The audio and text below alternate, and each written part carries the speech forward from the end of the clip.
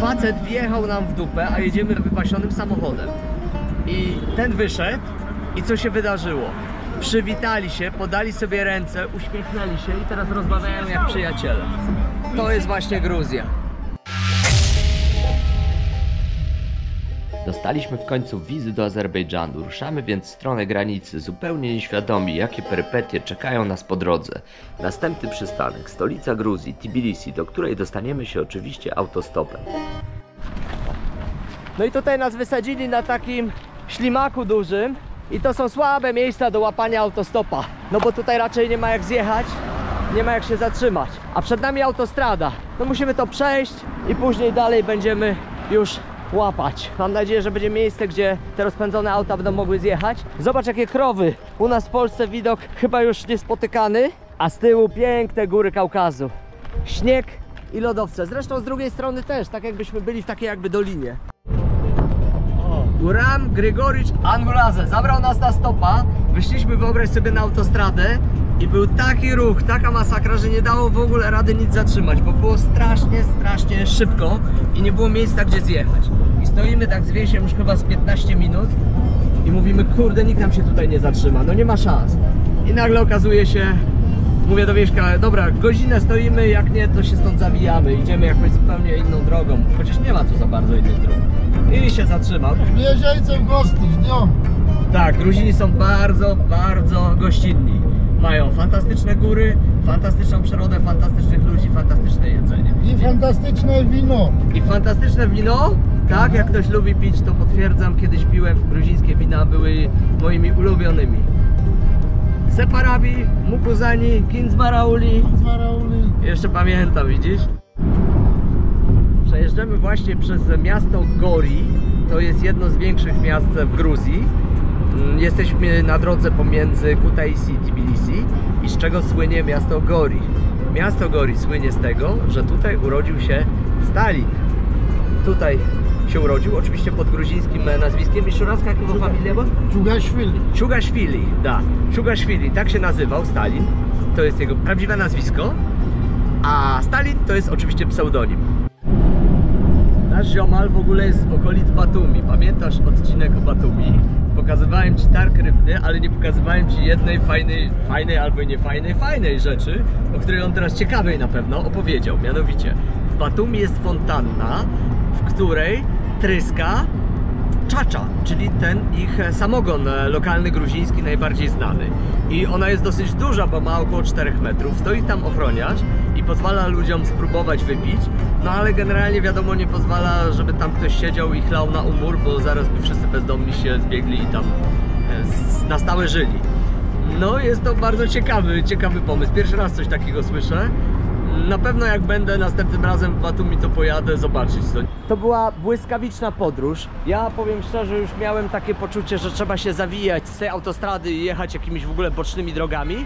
Ale okazało się, że facet się zatrzymał, fantastyczny gość. No i nie dość, że nas podrzucił, to jeszcze umilał rozmowę przez całą drogę. On 13 lat mieszkał i pracował w Moskwie, więc mówił świetnie po rosyjsku. No najlepiej tutaj ze wszystkich Gruzinów, jakich w ogóle widziałem. To była bardzo fajna, sympatyczna, pozytywna rozmowa. Jesteśmy w Tbilisi, stolicy Gruzji. I zobacz, kolejne nowe miejsce, którego wcześniej nie znałem, a już myślałem, że tutaj widziałem wszystko. A tu się okazuje, że jest przepiękny park. Tam w dali widzisz bardzo śliczną architekturę.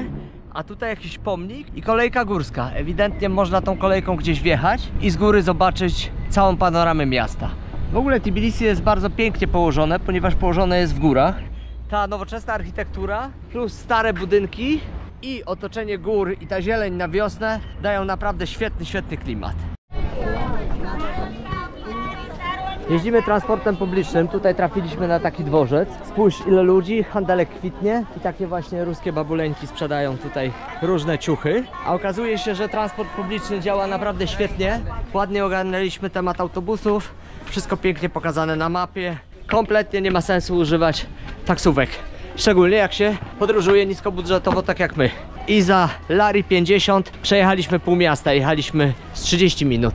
A teraz kolejna przesiadka, znowu 30 minut i już jesteśmy u mojego kumpla Gija, tego przewodnika górskiego, z którym wspinałem się na Kazbek i na Tetnulli. No nie uwierzysz, jakie jaja. Jesteśmy na wylotówce w Tbilisi w stronę Kutaisi. Dlaczego jedziemy w stronę Kutaisi? W momencie, gdy mamy jechać do Azerbejdżanu. Wracamy do Kutaisi. Mamy na tym wyjeździe jakiś niesamowity opór. Pierw nie wpuścił mnie Iran, więc droga na południe jest dla nas zamknięta. Południowa część odpada. Musimy jechać górą. Ale okazuje się, że kupiliśmy wizy do Azerbejdżanu, ale do Azerbejdżanu od czasu COVID-a nie wjedziesz już drogą lądową. Wszystkie granice Azerbejdżanu są zamknięte. Można przylecieć tylko samolotem, a cena samolotu jakaś z dupy wyjęta, szalona. Więc stwierdziliśmy, że bez sensu. No to mamy wizę do Azerbejdżanu, ale do Azerbejdżanu nie wjeżdżamy. Więc znaleźliśmy najtańszy transport z Gruzji, bo naprawdę ciężko się z Kaukazu wydostać w tej sytuacji w stronę Azji do Kazachstanu. Więc kupiliśmy wczoraj w nocy bilety do Kazachstanu, zrobiliśmy odprawę i dzisiaj rano ruszyliśmy.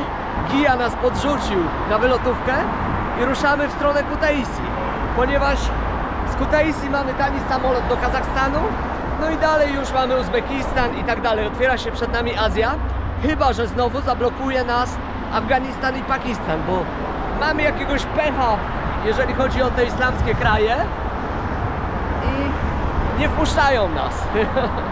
O, jakiś autostopowicz przyszedł. Zobacz, mamy konkurencję. Пятого века это ваша церковь. A, da, ja wierzę. Ona очень старая, da? Да, 5 века. V wiek. O. Czyli tutaj ziomale mówią, że ten kościół to jest z V wieku, bo jak wiesz, Gruzja jest pierwszym krajem, który przyjęło chrześcijaństwo na świecie. A w ogóle to było tak, że Gija nas wysadził, no i dosłownie chwilę później żeśmy złapali stopa. Jedziemy tutaj z dwoma takimi właśnie gośćmi, którzy wiozą różne butelki i jadą do miejscowości Gori i to już jest 1/3 drogi. No i fajnie, bo się przesuwamy, bo musimy dzisiaj dojechać do tego Kutaisi, ponieważ jutro rano jest samolot. Więc jedziemy do Gori, miasta Stalina. Ну 45 это уже охуительно. A, jasne. On tutaj wiezie butelki, zobacz, w bagażniku i pytam go, po co ci chłopie te butelki w ogóle są, nie? A on mówi, że oni wino robią i czacze. I on ma taką malutką plantację winogrona, 200 litrów i później przegoni, jak on to mówi, te wytłoczyny po winogronie po produkcji wina i robi z tego czacze. I czaczy mu wyjdzie 40 litrów. A w ogóle to się chłop nauczył rosyjskiego w armii, jak był w Moskwie i tam służył w dawnych czasach sowieckich. No to jedziemy do Goroda Stalina. Wysadzili nas przy miejscowości Gori. No i teraz stoimy i łapiemy. Wszyscy porozpędzani. Nie jest łatwo. Tutaj też mamy konkurencję, bo miejscowi stoją. Miejscówka taka słaba, jeżeli chodzi o autostopa. Ale nic, nie ma innego wyjścia. No powiem ci, że łapanie stopa na autostradzie tutaj jest problematyczne, ale zatrzymał się busik i za jakieś grosze nas dowiezie. A dla nas najważniejsze jest jednak to, żeby się przemieszczać dzisiaj. No bo jakby nie patrzeć, jesteśmy pod presją czasu samolotu, no to jedziemy busikiem. De facto 1/3 drogi zrobiona, przed nami jeszcze 2/3. No i do południa będziemy w Kutaisi. No i to jest super. No ciekawie idzie nam ten wyjazd. Jeszcze takiego oporu nigdy nie miałem, ale w sumie nie dzieje się nic złego. Generalnie jest tak, że zauważ, pierwsza akcja to zakaz wjazdu do Iranu i pomyślałem sobie, ok, mam tam nie wjeżdżać. Pojadę za to do Azerbejdżanu i zrobimy Dagestan, Rosja, Kazachstan, Uzbekistan. Okazuje się, że do Azerbejdżanu zakaz wjazdu i to też jest ciekawe, że dopiero w Tbilisi żeśmy to sprawdzili zupełnie przypadkiem. Żona Gija powiedziała, że nie wiedziemy przecież autostopem. Ja mówię, no jak nie wiedziemy? Wiedziemy. Ona mówi, nie. Zamknięta jest droga lądowa, zamknięte są pociągi. Można do Azerbejdżanu wjechać tylko i wyłącznie, wlecieć samolotem i ta sytuacja trwa od COVID-a. No i nic tutaj nie wymyślimy, nie ma wyjątków. I niezależnie od tego, czy byśmy próbowali od strony Rosji, Gruzji, Iranu, czy tak dalej, po prostu jest zamknięta droga, koniec, kropka. Nie ma tematu, więc kupiliśmy wizę bez sensu. Trudno, Azerbejdżan odpada. Więc jedyną opcją było znalezienie jak najtańszego wylotu gdziekolwiek w stronę Azji z Gruzji. No i oczywiście najtańszym lotniskiem jest Kutaisi, więc z powrotem wracamy do Kutaisi. Ale droga nam idzie fantastycznie, w południe już w Kutaisi będziemy. No i jutro rano ruszamy na samolot. Ruszamy na samolot i nowe rozdanie, ponieważ Kazachstan otwiera nam drogę na cały Kazachstan, jeżeli byśmy chcieli, chociaż tam jest trochę teraz za zimno dla nas. I Uzbekistan, do którego też możemy wjechać bez wizy. I tak też robimy, ponieważ w Uzbekistanie latem są za duże upały, a teraz przez tę pustynię przeskoczymy w temperaturze 20 stopni plus minus i to jest idealna temperatura dla nas. Żegnamy się z Gruzją. Ostatnie chwile w Kutaisi. 10 rano. Miasto śpi. Zobacz, wszystko pozamykane. Oni tutaj zaczynają pracę bardzo późno, więc lecimy sobie na lotnisko i stamtąd do Kazachstanu. Z Kazachstanu tylko 700 km do Uzbekistanu. I to, czego mi najbardziej w Gruzji będzie brakować, to towarzystwo. Zobacz. Wyszliśmy na przystanek, czekamy na nasz autobus, 5 lari i jesteśmy. Dzisiaj samolot do Kazachstanu, do miasta, którego nazwy nie potrafię wymówić, ale nauczę się tej nazwy, prędzej czy później. No i później autostopem Uzbekistan. I właściwie dzisiaj zaczyna się przygoda, tak to czuję.